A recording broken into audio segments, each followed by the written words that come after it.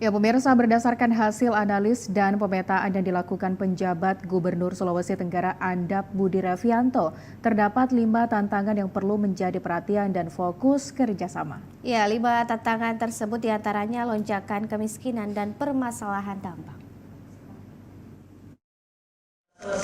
Penjabat Gubernur Sulawesi Tenggara Andap Budi Revianto resmi menerima tongkat pemerintahan dari mantan Gubernur Sulawesi Tenggara Ali Mazi melalui serah terima jabatan di kantor Gubernur Sulawesi Tenggara. PJ Gubernur Sulawesi Tenggara Komjen Polisi Purnawirawan Andap Budi Revianto mengaku memiliki beberapa tantangan dalam kinerjanya selama 1 tahun ke depan. Berdasarkan pemetaan dan analisis sementara yang dilakukannya, terungkap beberapa tantangan di Provinsi Sulawesi Tenggara yang perlu menjadi perhatian dan fokus kerja bersama. Andap Budi Revianto mengatakan kelima tantangan yang dimaksud yaitu lonjakan angka kemiskinan di Sulawesi Tenggara periode Maret 2023 sebesar 11,43% berdasarkan data BPS. Andap Budi Revianto juga menyinggung persoalan pengelolaan sumber daya alam mineral Sulawesi Tenggara yang kaya namun berdasarkan data Kementerian ESDM dan KPK ditemukan sejumlah permasalahan.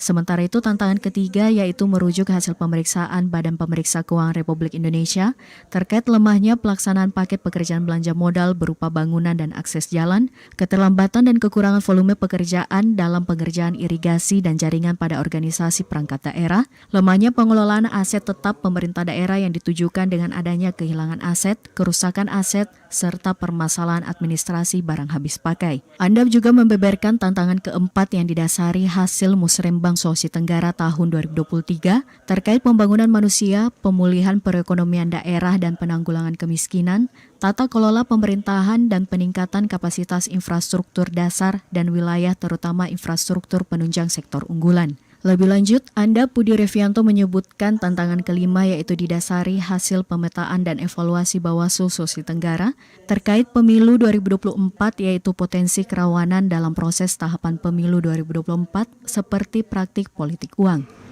Berdasarkan data Kementerian ESDM dan KPK ditemukan sejumlah persoalan, diantaranya beberapa perusahaan tambang ditemukan tidak taat administrasi, perizinan maupun pajak, termasuk potensi konflik sosial mengenai ketenaga kerjaan dan lahan dengan masyarakat sekitar. Ketiga, berdasarkan hasil pemeriksaan BPKRI terdapat beberapa permasalahan yang perlu dibenahi.